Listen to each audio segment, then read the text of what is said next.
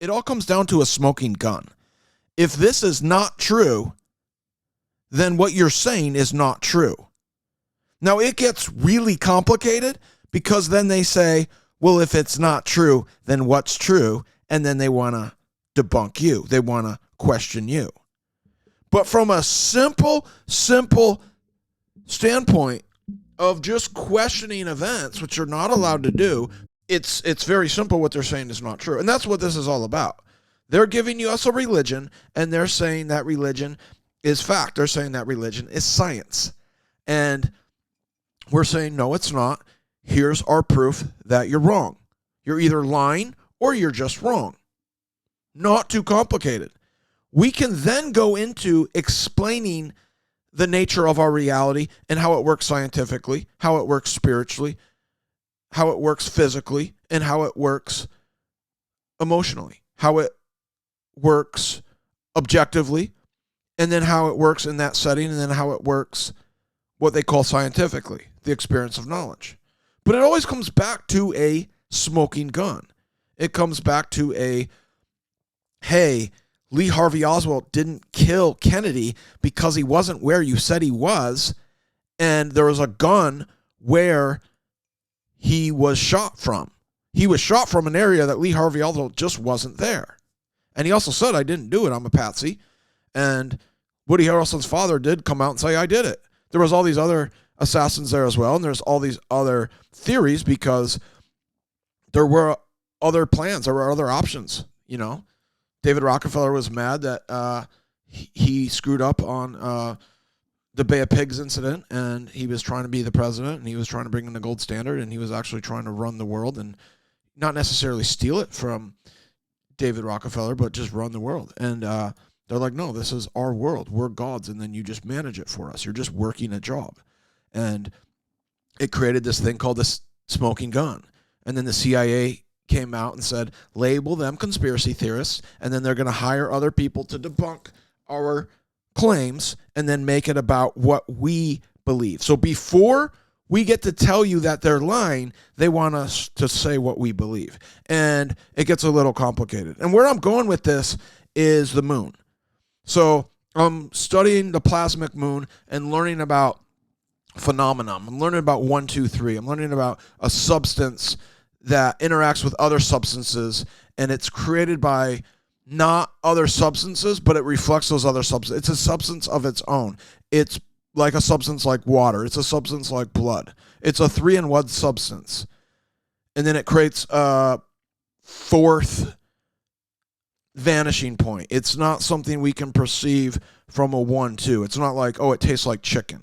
We can't just say it's like this because it's got this, it's got that, and then it becomes this and that, which is a 4. It's like it's a multifaceted shape. The moon itself has these phases. But as far as the moon missions go, they just look faker than fake, right? They look faker than fake. So what's the smoking gun? With flat Earth, you have water. Water's the smoking gun. You measure it from the bottom up and you just don't get a curve. Therefore, the Earth is not curved and it's not a spinning ball because you can't test water and get it to curve. That's your smoking gun. Water is the flat plane the Earth comes out of, and you can't test water and get it to curve, ever. Measure from the bottom up, measure with buoys like maritime surveyors measure water, or like geological surveyors measure water, and you get flat water. 9/11, you have Tower 7. It wasn't hit by a plane. It came down at free fall speed. You can just look at the pictures. You can talk to architects, and they go, yeah, there's no way jet fuel took down that building. The government says jet fuel took down that building. It wasn't hit by a plane. It caught on fire because of the other buildings that were allegedly hit by planes. I don't think so, man. It looks like a controlled demolition. Chemtrails, you got John Brennan saying they're aerosol stratospheric injections. You got Ben Livingston saying, no, I used to fly planes into hurricanes to steer them. He's known as the father of weather weaponry. There's your smoking gun. It's possible to do. We have patents of them spending money on it. And then we have the former director of the CIA saying they're called stratospheric aerosolic injections. He didn't say we do it. He said we're going to do it in the future, which is implying they did it in the past. And when you look at the sky, if you think they're contrails, you are a dum-dum. Now, you're a dum-dum because it's fitting your religion. Your religion is government is God, and I need to follow whatever government says, because if all the things that the conspiracy theorists are saying is true, then my God lied to me. My God is a devil. My God is a Satan. My God is a deceiver. My God is trying to kill me to steal my energy so they can have a better experience than me off of me. And the conspiracy theorists are going, yeah, that's what's going on, man. Depart from them. Disconnect from them. Speak out against them. Share your money with other people. Build a life outside of these government systems. And they're doubling down, and they're saying, we can go to the moon. We're going back to the moon. So what's the smoking gun on the moon? There's so many smoking guns on the moon that we missed the smoking gun of all smoking guns. I always try to find one smoking gun that the debunkers cannot debunk. It's just impossible for you to debunk that water always finds its level, because it always finds its level.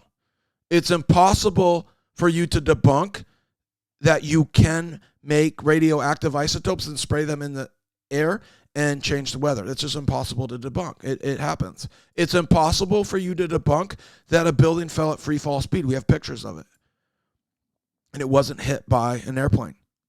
That's impossible for you to debunk.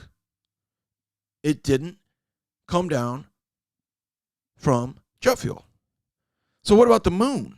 You got a flag waving in the air. There's not supposed to be air in space. You got a moon rock with a C on it. It looked like a prop rock.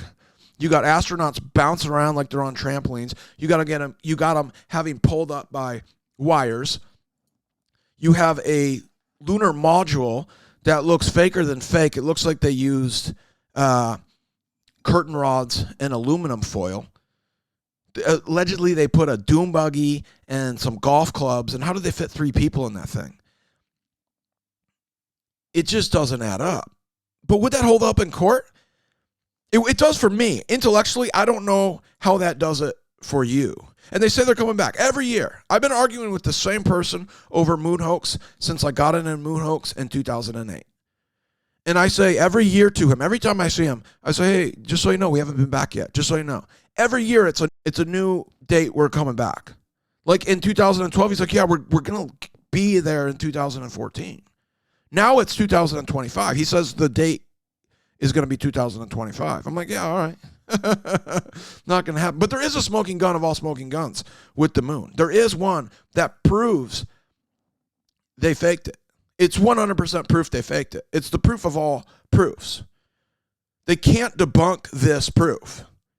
They can say lies about the shadows of the pictures. I don't see how that's proof. I don't know how that does that intellectually for you. It's just crazy that does it for you.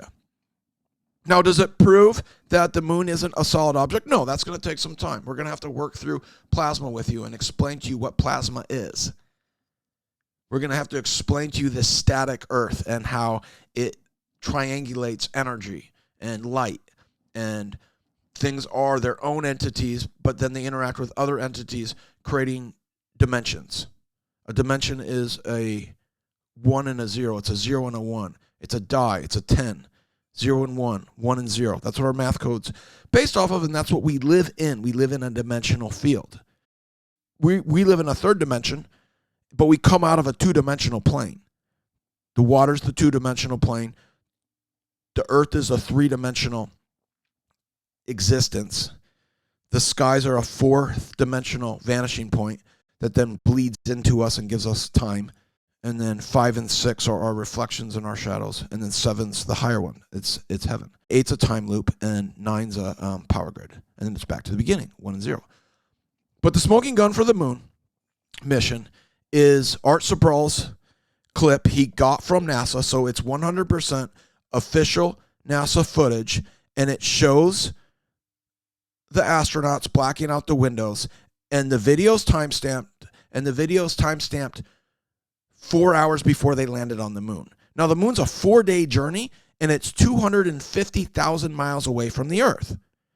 Now, they got in a plane They shot some footage, they landed the plane, and they walked into a studio at Lookout Mountain Studios in Laurel Canyon, California, and they filmed a production. Now, to them, it was kind of real. They thought it was possible to go there, these astronauts. That's how they decompartmentalize it in their mind. And then they're like, well, we got to film it this way just to make it be real in everybody else's mind. They probably just said, oh, you can't take the footage through the Van Allen radiation belts. Well, they didn't go to the moon. No, they didn't go to the moon because in the footage, they said they were 120,000 feet above the Earth. And yet they landed on the moon in 4 hours because that footage was time-stamped 4 hours before they allegedly landed on the moon. You guys not following this? Are you guys not understanding this? They blacked out the windows to make it look like they were farther away. And then they said to the production team, we're 120,000 feet above the Earth. You get your shot? Yeah, we got a shot. They were talking back and forth to the production team to make sure they get the shot. They got the shot, okay. Then they go back to shooting the shot, to faking it. It's 100% proof they faked it. They were 120,000 feet above the Earth. There's video footage of it, and they said we're 120,000 feet above the Earth. And you can hear them talking to the production team. Then they lie and say they landed on the moon. They faked it, guys, and that's your smoking gun.